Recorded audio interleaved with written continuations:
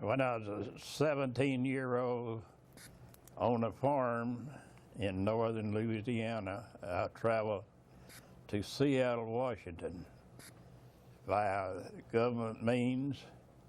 There I worked for Boeing Aircraft as a riveter on B-17 bomber planes.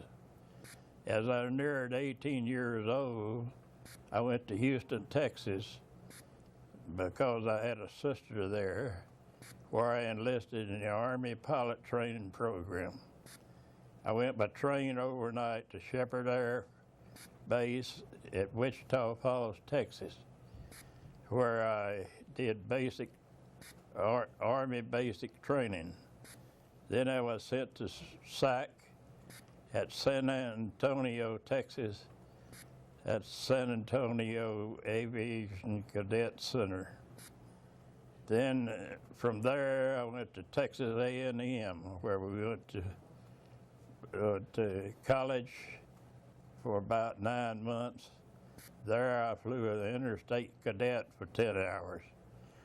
Then I was sent to Ballinger, Texas, where I received primary flight training by civilian pilots. There we flew PT-19s. Then basic flight training at San Angelo, Texas, where we flew BT-13 planes. Then on to Lubbock for twin-engine advanced training. There we flew planes,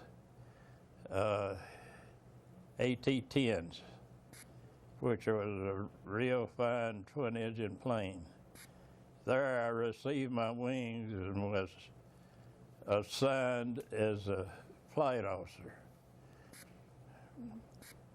Then I was sent to Houston, Texas, Ellington Air Force Base for my first assignment.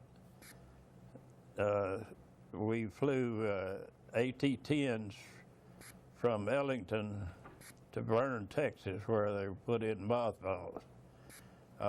Ellington Field, prior to me being sent there, was an advanced pilot training twin-engine, just like Lubbock. So soon we got AT-7 planes, Beechcraft, and they were almost the same as the AT-10.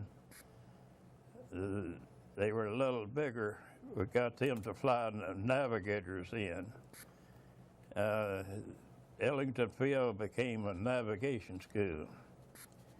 And we flew navigators every day or every other day.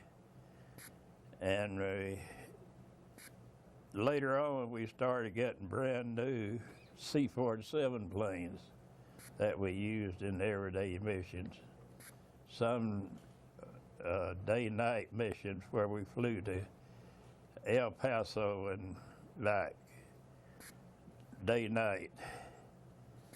I got out of service as a flight officer as promotion stateside was almost non-existent. When the Air Force was established, after World War II, I joined the Air Force Reserve in around 1960 as a master sergeant, E7. I was assigned as a personnel supervisor. Then, during the Korean War, we lost most all our navigators and some of our pilots that never came back. Then the Vietnam conflict started. We were contacted by the 917th Air Reserve Squadron at Barksdale Air Force Base, and they asked us to join them on their manning document. So most of us did. So I took a Chief Master Sergeant E9 slot and as my assignment. And the regulars, we had to take the same test as regulars did to be upgraded or promoted. I can say that I did. When I attained 20 years plus, I transferred to the retired reserve.